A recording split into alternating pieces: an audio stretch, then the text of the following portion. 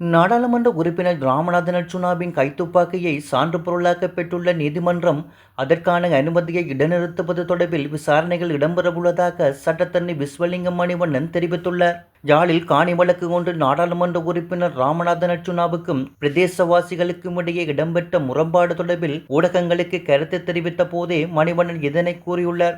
இதன்போது கருத்து வெளியிட்ட அவர், இலங்கையில் உள்ள எந்த ஒரு நாடாளுமன்ற உறுப்பினரும் தான் வைத்துள்ள துப்பாக்கியை கொண்டு பொதுமக்களை மிரட்டுகின்ற செயற்பாட்டை மேற்கொள்ளவில்லை.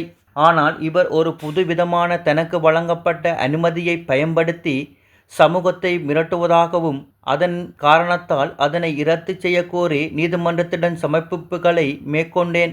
இதன் அடிப்படையில் அவர் துப்பாக்கி வைத்திருப்பதற்கு அனுமதி குறித்து விசாரணைகள் இடம்பெற உள்ள நிலையில் தற்போது அது நீதிமன்ற சான்று பொருளாக மாற்றப்பட்டுள்ளது.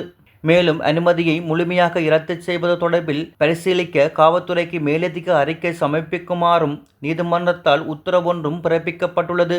மேலும் இந்த வழக்கு எதிர்வரும் 19/8/2026 அன்று தவணையிடப்பட்டுள்ளது என்றார்.